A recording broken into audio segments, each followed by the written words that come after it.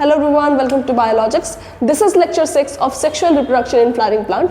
Sexual reproduction in flowering plant के पहले 5 lectures में हमने काफ़ी सारी नॉलेज ले ली है, हमारे मेल गैमेट के बारे में भी, फीमेल गैमेट के बारे में भी, और इन सब के बारे में काफ़ी इन डेप्थ नॉलेज भी ले ली है, जिसका काम हमको आगे पोलन पिस्टल इंटरेक्शन करके एक पूरा टॉपिक है हमारे एनसीईआरटी में, जिसमें हमको पिछली सारी नॉलेज का यूज़ होने वाला है। अब यहाँ पे हमने क्या किया है कि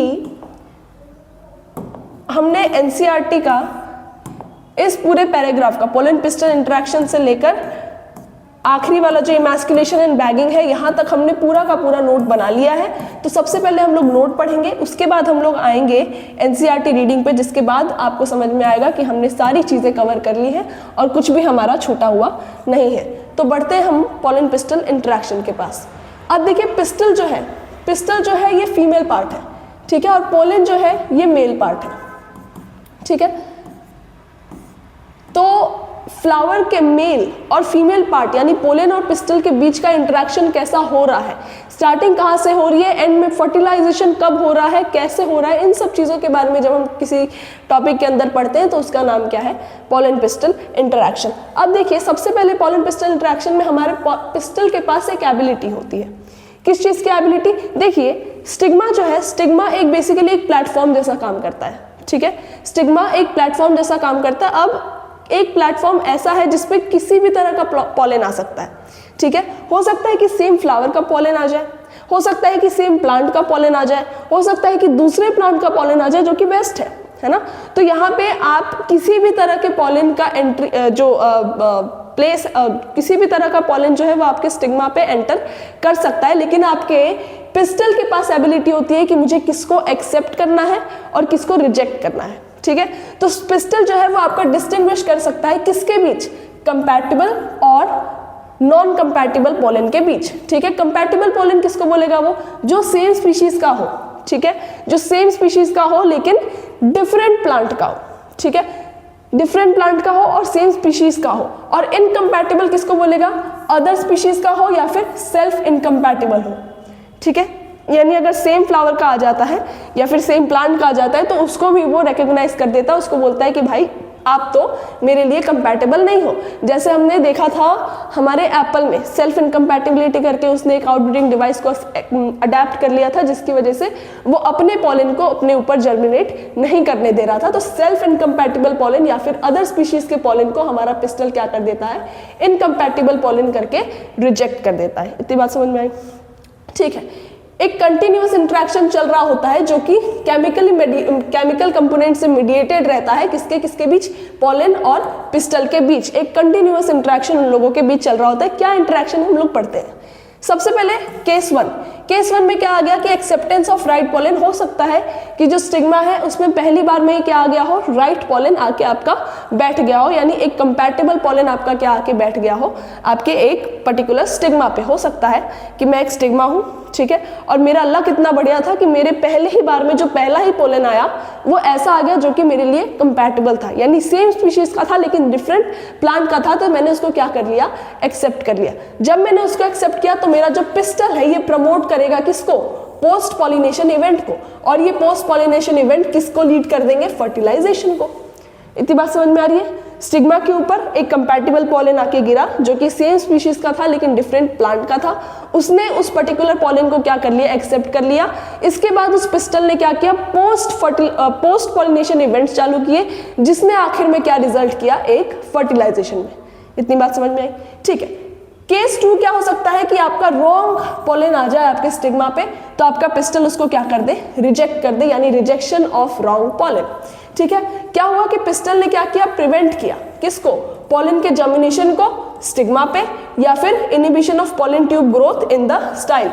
हमने पहले भी पढ़ा था, लास्ट टाइम हमने आउटब्रीडिंग डिवाइसेस जो पढ़े थे उसमें हमने देखा था कि अगर सेल्फ इनकम्पैटिबिलिटी वाली चीज़ आ जाती है, कोई भी आउटब्रीडिंग डिवाइस आ जाता है और अगर सेम टाइप का पोलन आके आपके स्टिग्मा पे गिर जाता है, तो कुछ प्लांट जो करते हैं, 2 काम करते हैं। आप सबसे पहला तो स्टिग्मा पे जो पोलन आया है उसका जर्मिनेशन ही बंद करा देते हैं, या फिर अगर पोलन आ गया, जर्मिनेट भी कर गया, तो उसकी स्टाइल में पोलन ट्यूब का ग्रोथ ही क्या कर देते हैं, इनहिबिट कर देते हैं।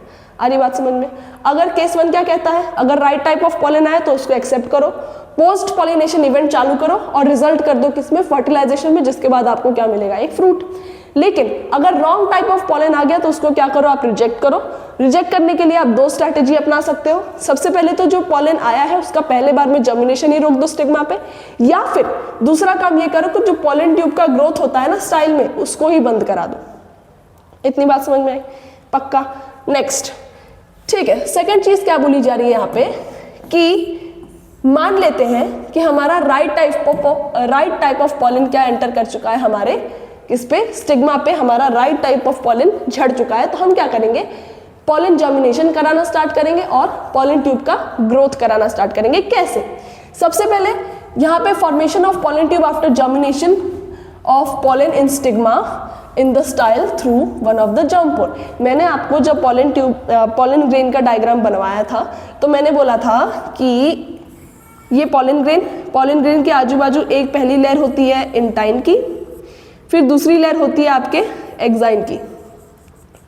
ठीक है, दूसरी लेयर किसकी होती है भाई, एक्साइन की। इसके अंदर एक वेजिटेटिव सेल रहता है, एक जनरेटिव सेल रहता है। कुछ कुछ जगह ऐसी होती है जहाँ पे ये लेयर्स क्या होते हैं, एब्सेंट होते हैं। कुछ कुछ जगह ऐसी होती है जहाँ पे ये लेयर्स एब्सेंट होते हैं, जहाँ पे एक स्ट्रक्चर बन जाता है जिसको हम लोग बोलते हैं जर्म पोर। इतनी बात समझ में आई? तो मान लीजिए कि एक स्टिग्मा था, और इस पे एक राइट टाइप ऑफ पॉलन आके गिर गया, तो इसके पास कोई तो भी जर्म पोर भी होंगे। सही बात है। अब पॉलन ट्यूब का ग्रोथ तो तभी होगा ना जब पॉलन जर्मिनेट कर पाए। तो सबसे पहले आपके स्टिग्मा पे राइट टाइप ऑफ पॉलन गिरा, उसके बाद उस पॉलन ने क्या किया, जर्मिनेट किया तो उसके अंदर से पॉलन ट्यूब बनना चालू हुए वाया जर्म पोर। ये क्या है भाई, जर्म पोर जहाँ पे लेयर्स एब्सेंट होती है एक्साइन और इंटाइन की, उसको हम लोग बोलते हैं जर्म पोर से आपका क्या स्टार्ट होगा, पॉलन ट्यूब का ग्रोथ स्टार्ट होगा। तो पॉलन ट्यूब आपके स्टाइल में जाके क्या कर जाएंगे, एंटर कर जाएंगे। वही इस पूरी लाइन में लिखा हुआ है। इतनी बात समझ में आई? नेक्स्ट क्या चीज लिखी हुई है कि जितना भी कंटेंट है किसमें, पॉलन ग्रेन में, वो मूव कर जाता है किसमें, पॉलन ट्यूब में। पॉलन ग्रेन में क्या कंटेंट है, वेजिटेटिव सेल है और जनरेटिव सेल है। तो अगर यहाँ से अगर पॉलन ट्यूब निकल के आपके स्टाइल में जा रहा है तो इस पॉलन ग्रेन का जितना भी कंटेंट है ये सारा किसमें चला जाता है, आपके पॉलन ट्यूब में। ये सेकेंड लाइन कहती है। ठीक है, थर्ड लाइन क्या कहती है कि भाई दो तरह के स्टेज होते हैं, एक तो सेकेंड 2 सेल स्टेज और एक होता है 3 सेल स्टेज। ठीक है, आपके पॉलन ट्यूब का जो है जो आप सेल्यूलर स्टेज होता है वो 2 टाइप का होता है आपके पॉलन ग्रेन का। पहला 2 सेल स्टेज होता है, दूसरा 3 सेल स्टेज होता है। 2 सेल स्टेज में आपके पॉलन ट्यूब में एक वेजिटेटिव सेल होता है और एक जनरेटिव सेल होता है। 3 सेल स्टेज में एक वेजिटेटिव सेल होता है और 2 मेल गैमेट होते हैं। इतनी बात समझ में आई? 3 सेल स्टेज में पॉलन ग्रेन में क्या होगा, एक वेजिटेटिव सेल और एक जनरेटिव सेल। 3 सेल स्टेज में क्या होगा, एक वेजिटेटिव सेल और 2 मेल गैमेट। इतनी बात समझ में आई? अब ये जो जनरेटिव सेल है ये जैसे ही पॉलन ट्यूब में एंटर करता है ये डिवाइड कर लेता है और 2 मेल गैमेट को बना देता है। इतनी बात समझ में आई? पक्का। मैंने क्या बोला कि एक पॉलन ग्रेन होगा, जैसे ही वो पॉलन ग्रेन पॉलन ट्यूब बनाएगा उसके अंदर का जितना भी कंपोनेंट है पॉलन ट्यूब में एंटर कर जाएगा। अब जैसे जैसे आगे पॉलन ट्यूब ग्रो कर रहा है वैसे वैसे आपका जो जनरेटिव सेल है उसने डिवाइड किया और क्या बना लिया, 2 मेल गैमेट। इतनी बात समझ में आ गई? पक्का। अच्छा, एक चीज 2 सेल स्टेज के बारे में आप ये समझिए कि most pollen shed at this stage, यानी कि मोस्ट ऑफ द पॉलन जो होते हैं वो इसी स्टेज पे क्या कर जाते हैं, शेड कर जाते हैं। और कुछ पॉलन ऐसे होते हैं जिनका 3 सेल स्टेज स्टार्ट हो जाता है, उसके बाद वो लोग शेड करते हैं और उसके बाद पॉलन ट्यूब बनता है। अरे ये बात समझ में? तो जब 3 सेल स्टेज आएगा तो पॉलन ट्यूब में स्टार्टिंग से ही 2 मेल गैमेट क्या कर रहे होंगे, कैरी कर रहा होगा कौन, आपका pollen tube from the beginning. यानी शुरू से ही आपका पॉलन ट्यूब जो है वो 3 तरह के सेल्स कैरी कर रहा होगा, एक वेजिटेटिव सेल और 2 मेल गैमेट। अरे ये बात समझ में? लेकिन अगर 2 सेल स्टेज पे कोई पॉलन ग्रेन शेड हुआ है जो कि मोस्ट ऑफ द टाइम होता है तो आपका पॉलन ट्यूब स्टार्टिंग में 2 ही सेल लेकर आएगा, लेकिन फिर जनरेटिव सेल खुद में डिवीजन करेगा और 2 और मेल गैमेट बना देगा। तो टोटल आपके 3 सेल हो जाएंगे लेकिन बाद में। ठीक है, और 3 सेल स्टेज में अगर कोई पॉलन ग्रेन शेड करता है तो स्टार्टिंग से ही उसके पॉलन ग्रेन के बिगिनिंग से ही क्या होगा, वो 3 सेल को लेकर आगे ग्रो करेगा। इतनी बात समझ में आई? नेक्स्ट क्या बोला जा रहा है भाई कि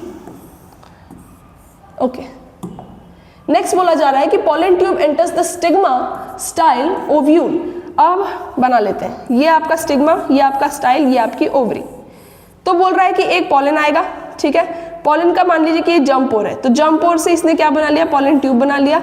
यहाँ पे मान लीजिए कि स्टार्टिंग में इसके पास 2 ही सेल थे, लेकिन आगे जाते जाते इसने क्या बना लिया, 3 सेल बना दिया। क्यों? क्योंकि एक जो जनरेटिव सेल थे इसने आगे जाके क्या बना लिया, 2 मेल गैमेट। ठीक है, तो ये पॉलन ट्यूब में आप क्या आ चुके हैं, 3 आपके क्या आ चुके हैं, सेल्स आ चुके हैं, जिसमें एक वेजिटेटिव सेल है और 2 मेल गैमेट्स हैं।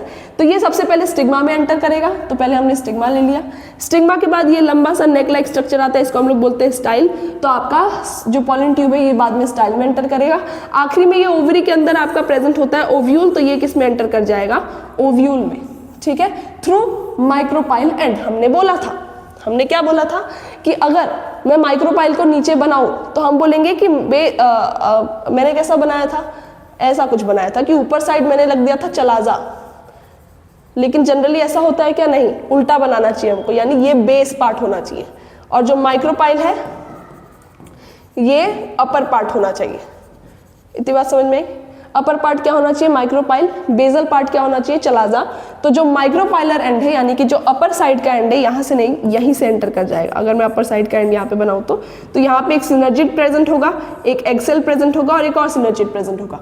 अपोजिट साइड यानी चलाजल एंड पे आपके 3 सेल्स प्रेजेंट होंगे और तीनों को हम क्या बोलेंगे, एंटीपोडल्स। बीच में आपका क्या प्रेजेंट होगा, सेकेंडरी 2 पोलर न्यूक्लियस प्रेजेंट होंगे, है ना, जिनको हम लोग सेकेंडरी सेल भी बोलते हैं। ठीक है, चलिए अब यहाँ पे क्या बोला जा रहा है कि जो आपका पॉलन ट्यूब का एंट्री है वो कौन गाइड करेगा भाई, आपका फिलीफॉर्म अपैरेटस।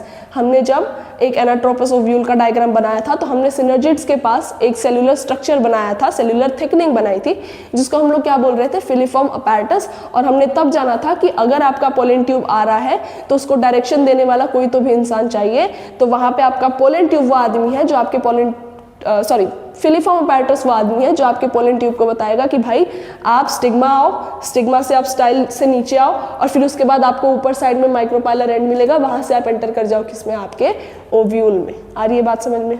इतनी बात समझ में? तो आपका फिलीफॉर्म अपैरेटस क्या करेगा, आपके पॉलन ट्यूब की एंट्री को गाइड करेगा। अच्छा, नोट करने वाली बात क्या है, नोट करने वाली बात क्या है कि अगर मुझे किसी पॉलन का जर्मिनेशन को अगर इंड्यूस करवाना है तो मुझे क्या करना पड़ेगा, मुझे उस पर्टिकुलर पॉलन को डस्ट करना पड़ेगा। फॉर एग्जाम्पल हम किसका पॉलन ले रहे हैं, पी का या फिर वेनिका, या फिर आप जो भी इसको प्रोनाउंसिएशन करते हो कर लो। ठीक है, इसको हम लोग क्या करेंगे, 10% ऑफ शुगर सोल्यूशन में क्या करेंगे, डालेंगे। फिर उसके बाद हम देखेंगे कि 15 से 30 मिनट बाद आपका क्या हो जाएगा, ट्यूब अपीयर होना चालू हो जाएगा आपके स्टाइल में, स्टिग्मा के अंदर। स्टिग्मा के बाद स्टाइल में आपका क्या होना चालू हो जाएगा, 15 से 30 मिनट बाद आपका पॉलन ट्यूब अपीयर होना चालू हो जाएगा। ये हम मैन्युअली कर सकते हैं यूजिंग 10% शुगर सोल्यूशन। इतनी बात समझ में आई? ठीक है, आई होप ज़्यादा फास्ट नहीं हो रहा होगा, आई होप सारी चीज़ें समझ में आ रही होगी। नहीं आ रही है तो मैं फिर से बताने के लिए रेडी हूँ। ठीक है, तो यहाँ पे अगर कुछ समझ में नहीं आया तो मुझे पूछ लीजिएगा कमेंट सेक्शन में।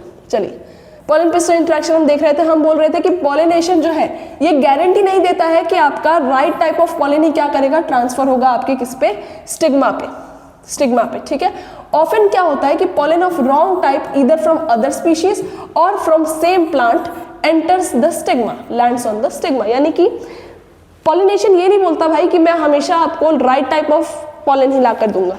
कई बार, मोस्ट ऑफ द टाइम, यानी कि ऑफनली ऐसा हो जाता है कि रॉन्ग टाइप ऑफ पॉलन आपका किस पे लैंड कर जाता है, आपके स्टिग्मा पे।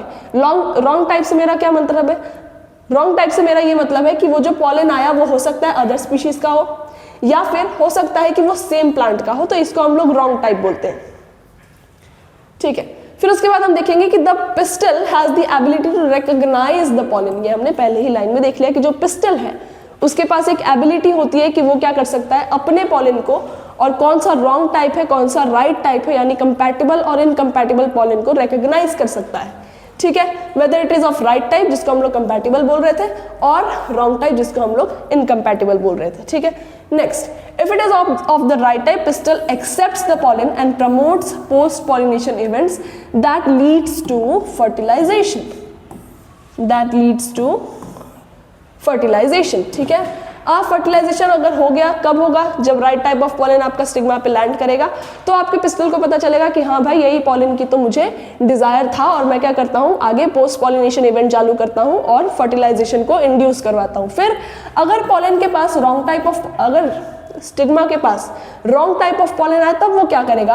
पिस्टल रिजेक्ट कर देगा आपके रॉन्ग टाइप ऑफ पॉलन को और प्रिवेंट कर देगा किसको? पॉलिनेशन जर्मिनेशन को। किस पे? स्टिग्मा पे। या फिर वो पॉलन ट्यूब की ग्रोथ को ही क्या कर देगा? इनहिबिट कर देगा। किसमें? स्टाइल में।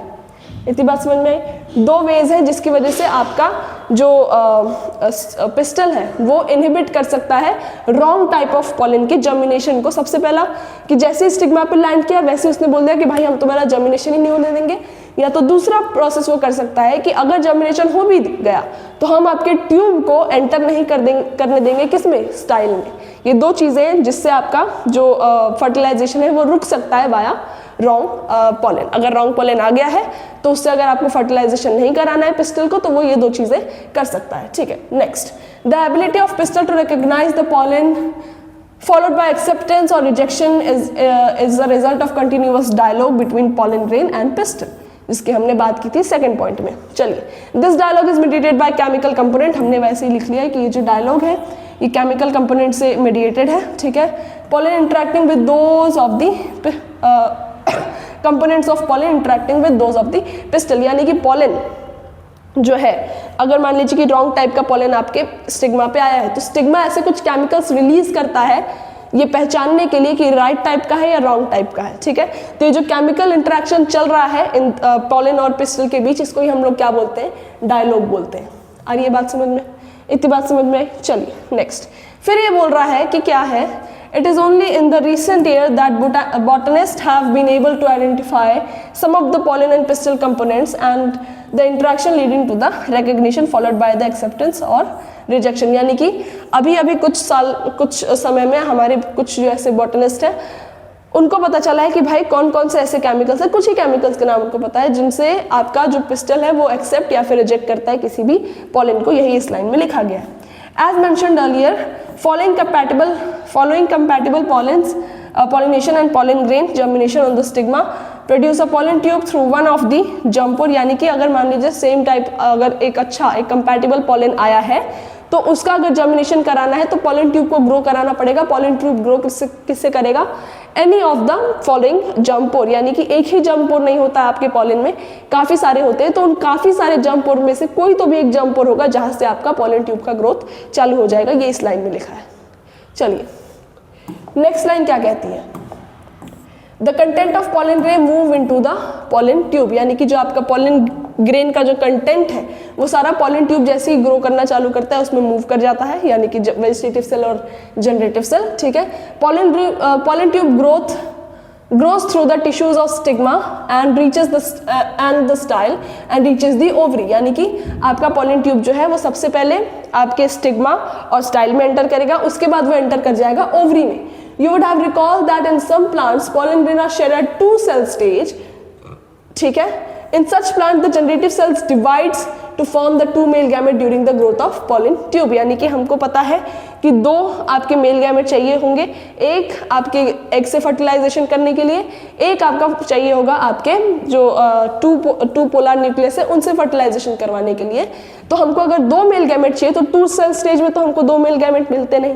तो अगर कोई पर्टिकुलर प्लांट है जिसके जो पॉलन है वो 2 सेल स्टेज पे अगर शेड कर रहे हैं तो उनको मेल गैमेट कहाँ बनाना होगा? उस वक्त जब आपका पॉलन ट्यूब क्या कर रहा होगा? ग्रो कर रहा होगा आपके स्टिग्मा और स्टाइल में। इतनी बात समझ में आई? ठीक है, फिर ये बोल रहा है कि in plants which shed pollen in 3 cell stage condition pollen tube carry the 2 male gamete from the beginning, यानी कि 3 सेल स्टेज में अगर पॉलन कोई अगर शेड हो रहा है तो उसमें तो कोई इशू ही नहीं है, स्टार्टिंग से ही वो क्या करेगा? 2 मेल गैमेट को लेके आगे जाएगा। फिर क्या बोल रहा है? Pollen tube after reaching the ovary enters the ovule through the micropyle and. कभी भी हो सकता है कुछ टाइम में चलाजा से भी आपका पॉलन ट्यूब एंटर करता है, लेकिन मोस्ट ऑफ द टाइम आपके माइक्रोपाइलर एंड से ही क्या एंट्री होती है? किसकी? पॉलन ट्यूब की। फिर and then enters one of the synergids through the filiform apparatus, क्योंकि वहीं पे आपके फिलिफॉर्म अपैरेटस ऐसे कुछ हार्मोन सीक्रेट कर रहे थे जो आपके पॉलन की एंट्री को क्या कर रहा था? गाइड कर रहा था। इतनी बात समझ में आई? Next, many recent studies have shown that apparatus present at the micropylar part of the synergids guides the entry of the pollen tube। यानी कि वही चीज़ जो हमने बार बार बोली है कि pollen tube की एंट्री को कौन गाइड करेगा, आपके filiform apparatus जो कहाँ प्रेजेंट होते हैं, synergids के पास। All these events from the pollen deposition to stigma until pollen tube enters the ovule are together referred as pollen pistil interaction। यानी ये जो भी चीज़ हो रही है कि राइट टाइप ऑफ पॉलन आएगा, फिर उसका जर्मिनेशन होगा, फिर उसका सारा कंटेंट एंटर करेगा पोलन ट्यूब में, पोलन ट्यूब बनेगा एक जर्म पोर से, पोलन ट्यूब आगे और बढ़ेगा क्योंकि किसकी हेल्प से, फिलिफॉर्म apparatus की हेल्प से, फिर वो आएगा माइक्रोपाइलर एंड पे, फिर वो ओव्यूल में एंटर करेगा। ये जितनी भी चीज़ें हो रही हैं इनको कलेक्टिवली हम लोग पोलन पिस्टल इंट्रैक्शन बोलते हैं। इतनी बात समझ में आई? चलिए फिर बोल रहा है, as pointed out earlier pollen pistil interaction is dynamic process involving pollen recognition followed by the promotion और इनहिबिशन ऑफ द पोलन। यानी कि पोलन पिस्टल जो इंट्रैक्शन है ये काफ़ी कैसा डायनेमिक प्रोसेस है जो क्या इन्वॉल्व करता है, सबसे पहले तो पोलन रिकॉग्निशन इन्वॉल्व करता है, उसके बाद उसका प्रमोशन या फिर इनहिबिशन का जो प्रोसेस है वो भी इंक्लूड करता है आपका pollen pistil interaction. The knowledge gained in this area would help the plant breeders to manipulate pollen pistil interaction even in incompatible pollens. यानी कि अगर इस फील्ड में हमको जितनी नॉलेज मिलती जा रही है, इन सारी नॉलेज से जो ब्रीडर्स हैं उनको कुछ हेल्प मिलेगी इनकम्पैटिबल पॉलन को भी फर्टिलाइजेशन कर, इनकम्पैटिबल पॉलन का भी फर्टिलाइजेशन कराने के लिए। यानी कि जो पसंद का वो चाहते हैं कि हमारा प्लांट में ऐसी ऐसी चीज़ें हो, अगर वो वैसा पॉलन लेकर आते हैं, डिजायर्ड पॉलन, जो हो सकता है आपका प्लांट जो है, आपकी स्टिग्मा, आपकी पिस्टल जो है वो रिजेक्ट कर दे, वो फिर भी उसको क्या करवा पाएंगे, कंपैटिबल बनवा पाएंगे और अपने हिसाब से मैनुअली उसका फर्टिलाइजेशन करवा पाएंगे। इतनी बात समझ में आई? चलिए फिर क्या बोल रहा है, ओह माय गॉड सीरियसली, फिर क्या बोल रहा है, फिर क्या लिख रहा है कि you can easily study pollen pistil germination by dusting off pollen grain from such flowers such as pea, chickpeas, इन सब का नाम यहाँ पे लिखा हुआ है, ठीक है। फिर इसके बाद क्या करना है, आपको शुगर सोल्यूशन में इनको डालना है 10% शुगर सोल्यूशन में, और 15 से 30 मिनट बाद आप क्या देखोगे कि जो आपका पोलन ट्यूब है उसका ग्रोथ क्या हो गया, चालू हो गया, यानी कि पोलन आपका जर्मिनेट कर चुका है। अब ब्रीडर इज इंटरेस्टेड इन, अच्छा ठीक है, इसको तो हम लोग पढ़ेंगे आर्टिफिशियल हाइब्रिडाइजेशन में।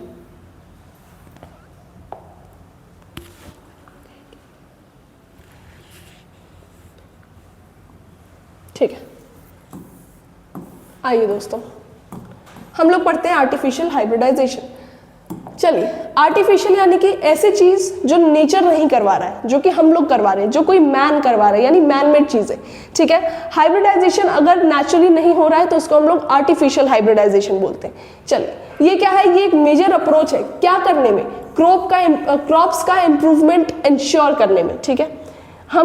हम देखिए जनरली तो नेचर अपने हिसाब से क्रॉप्स बनाता है, लेकिन अगर हम चाहें कि भाई हमारे क्रॉप में ये चीज़ें भी होनी चाहिए जो अभी नहीं है, तो उन सारी चीज़ों को उस क्रॉप में डालने के लिए, यानी अपने हिसाब से अपना डिजायर्ड क्रॉप बनाने के लिए हम किस चीज़ का यूज़ करते हैं, आर्टिफिशियल हाइब्रिडाइजेशन का यूज़ करते हैं। इसमें हम लोग क्या लेंगे, ऐसा पॉलन लेंगे जो कि कैसा हो, सुपीरियर हो। चलिए, अब आर्टिफिशियल हाइब्रिडाइजेशन करने के लिए हम 2 स्टेप सिक्योरिटी प्रोटोकॉल का इस्तेमाल करते हैं। अगर कोई प्लांट है जो बाइसेक्सुअल है तो हम लोग उसमें क्या करेंगे, सबसे पहले इमैस्कुलेशन करेंगे और फिर हम लोग करेंगे बैगिंग। इमैस्कुलेशन क्या करेगा, इमैस्कुलेशन का एक ऐसा कह सकते हो इंपॉर्टेंट नोट है कि ये एक पर्टिकुलर फ्लावर में ही हो सकता है जो कि बाइसेक्सुअल हो। बाइसेक्सुअल फ्लावर यानी कि ऐसा फ्लावर जिसमें आपका मेल भी पार्ट हो प्लस फीमेल भी पार्ट हो। यूनिसेक्सुअल फ्लावर यानी कि ऐसा फ्लावर जिसमें या तो सिर्फ मेल पार्ट हो या तो सिर्फ फीमेल पार्ट हो। तो इमैस्कुलेशन आप तभी करोगे जब आपका फ्लावर कैसा हो, बाइसेक्सुअल हो। इसमें क्या होता है कि आप एंथर को रिमूव कर देते हो, किससे, फ्लावर बड से, ठीक है, बिफोर द क्या लिखा है यहाँ पे, बर्स्ट, अच्छा मैंने बर्स्ट लिखा है, एनसीईआरटी का एक वर्ड है डिहाइस, ठीक है।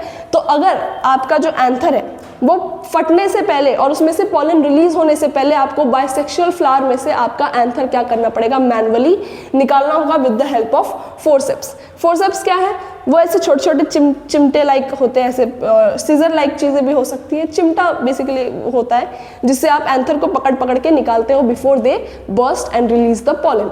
आई बात समझ? अच्छा, अब आपने क्या कर दिया, एक बार अगर आपने एंथर निकाल दिया उस पर्टिकुलर फ्लावर का, तो आप चाहोगे क्या कि अब मैंने तो निकाल दिया, अब लेकिन कोई और एंथर आके मेरे फ्लावर को कॉन्टामिनेट कर दे? नहीं चाहोगे। तो आप क्या करोगे, अगर मान लो ये आपका फ्लावर है, ठीक है, इसमें से आपने एंथर को क्या कर लिया, निकाल के बाहर फेंक दिया, तो आपका ये जो फ्लावर है इसके पास कोई भी एंथर नहीं बचा है। अब आप इसमें अपना डिजायर्ड एंथर डालने वाले हो, तो अगर आप अपना डिजायर्ड एंथर डालो, इससे पहले ही कोई उल्टा सीधा एंथर आके इसको पॉलिनेट कर दे, उसका जो पॉलिन ग्रेन है वो आके इसको पॉलिनेट कर दे, तो आपको चलेगा क्या? नहीं चलेगा। आपका पूरा इमैस्कुलेशन में की गई मेहनत वेस्ट। इसकी वजह से अगर आपने एंथर निकाल दिया तो आप उसको बैगिंग में डाल देते हो, यानी कि इसके आजू बाजू एक बैग लगा देते हो। जनरली वो किसका होता है? बटर पेपर का होता है, ठीक है। ये किसको प्रिवेंट करता है? किसको प्रिवेंट करता है भाई? ये स्टिग्मा को प्रिवेंट करता है from getting being contaminated by unwanted pollen, यानी कि आपने जो पॉलन इसको कर सकता था, जिसके मैक्सिमम चांसेस थे इसको पॉलिनेट करने के, उसको तो हटा दिए, लेकिन हो सकता है कोई और एरा गैरा पॉलन आके इसको पॉलिनेट कर दे, तो उससे प्रिवेंट करने के लिए आपको क्या करनी पड़ेगी? बैगिंग। ये आपके क्या थे? 2 स्टेप सिक्योरिटी प्रोटोकॉल थे। ओके, कुछ तो हो गया यहाँ पे, ठीक है। ये करने के बाद आप क्या करोगे? एक्चुअल हाइब्रिडाइजेशन प्रोसेस करोगे, जिसमें आप क्या करोगे? सबसे पहली चीज आप वेट करोगे स्टिग्मा का क्या करने में? रिसेप्टिव बनने में, यानी कि आप मैच्योर होने का वेट करोगे स्टिग्मा का। क्या कर रहे हो आप? स्टिग्मा का मैच्योर होने का वेट करोगे, ठीक है। आपने क्या करना है कि हाँ भाई मैंने एंथर तो निकाल लिया था बिफोर इट मैच्योर्स, यानी कि जब तक वो डिहाइस नहीं हो जाता उससे पहले ही मैंने एंथर निकाल लिया, लेकिन अब आपको वेट करना है स्टिग्मा का।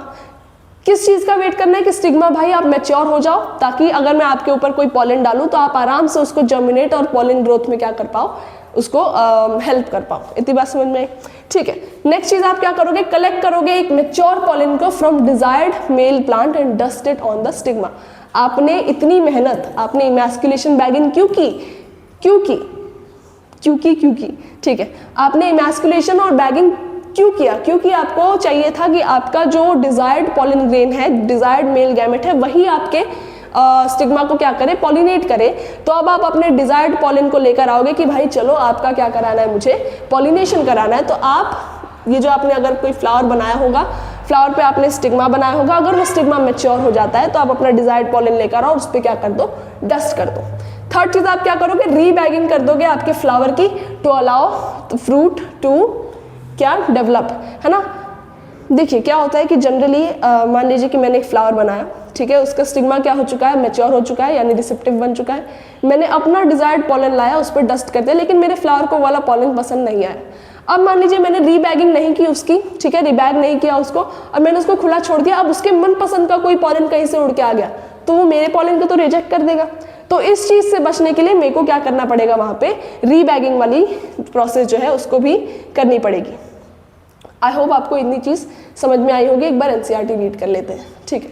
क्या बोल रहा है कि a breeder is interested in crossing different species of in genera to combine desirable characters to produce commercially superior varieties, यानी कि नेचर जो चीज़ हमको दे रही है, हमको वो चीज़ से बिल्कुल भी संतोष नहीं है। हम चाहते हैं कि हमारा जो प्लांट है उसमें ऐसी भी कुछ चीज़ें हैं जो उसमें अभी फिलहाल क्या है? मिसिंग है। तो वो यूज़ करता है किसका? आर्टिफिशियल हाइब्रिडाइजेशन का, जो कि क्या है? मेजर अप्रोच है किसका? क्रॉप के इम्प्रूवमेंट प्रोग्राम का। आ रही है बात समझ में? In such crossing experiment it is important to make sure that only desired pollen grains are used for pollination. कोई भी एरा गैरा पॉलन ग्रेन आके आपके फ्लावर को पॉलिनेट ना करे, आपका मनपसंद, आपका डिजायर्ड पॉलन ग्रेन ही क्या करे? आके पॉलिनेशन में हेल्प करे। And the stigma is protected from contamination from unwanted pollen. This is achieved by emasculation and bagging, यानी कि आर्टिफिशियल हाइब्रिडाइजेशन में आपको पहली चीज क्या करना है कि कोई भी एरा गैरा पॉलन ना आए, जिसके लिए आपको क्या करना पड़ेगा? स्टिग्मा को कंटामिनेशन से बचाना पड़ेगा। कंटामिनेशन से बचाने के लिए आपको 2 स्टेप सिक्योरिटी प्रोटोकॉल यूज करना पड़ेगा, जिसमें पहला स्टेप है इमैस्कुलेशन, दूसरा स्टेप है बैगिंग, ठीक है। If the female parent bears the sexual flower, removal of anther from the flower bud before the anther dehisce using the pair of forceps is necessary, यानी कि अगर कोई बाइसेक्सुअल फ्लावर है तो उसमें मेल गैमेट भी होगा और फीमेल गैमेट भी होगा। तो मेल पार्ट जो है, इससे पहले कि वो मैच्योर हो जाए, डिहाइस हो जाए, एंटर डिहाइस हो जाए, बर्स्ट हो जाए और पोलन को रिलीज कर दे, इससे पहले आपको क्या करना पड़ेगा? आपके बाइसेक्सुअल फ्लावर में से एंथर को निकालना पड़ेगा with the help of forceps. आ रही है बात समझ में? ठीक है, नेक्स्ट क्या बोल रहा है, this step is referred as emasculation, यानी अगर आपने एंथर को निकाल दिया है एक बाइसेक्सुअल फ्लावर से तो आप बोल दोगे कि मैंने क्या कर दिया है, इमैस्कुलेशन कंप्लीट कर दिया है। Emasculated flower have to be covered with a bag with suitable size generally made up of butter paper, यानी कि अब उसको एक बैग में बंद करना पड़ेगा और ये बैग जनरली बटर पेपर का बना हुआ रहता है। To prevent contamination of stigma with unwanted pollen, ये क्यों करते हैं कि भाई मैंने अपने हिसाब से तो जितना निकाल सकती थी निकाला, लेकिन हो सकता है दूसरा पॉलन आ जाए, मुझे उससे बचना है, जिसके लिए मुझे क्या करना पड़ेगा, बैगिंग करनी पड़ेगी। When the stigma is bagged, flower attain receptivity, mature pollen grain are collected from anther and male parent are dusted on the stigma and the flower is rebagged and the fruit is allowed to develop, वही चीज़ जो हमने पीछे notes में लिखी हुई है, ठीक है।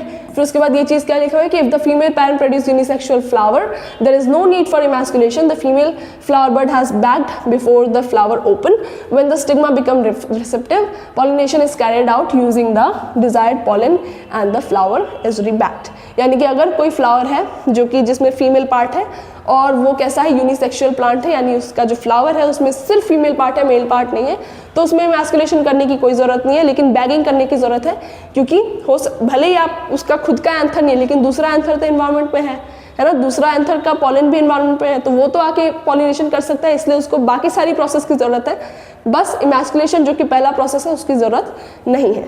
आई होप आपको इतनी बात समझ में आई होगी।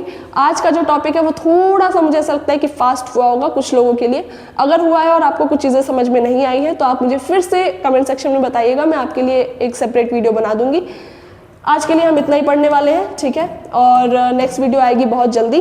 Till then, thank you so much for being with me in this lecture, see you in the next lecture.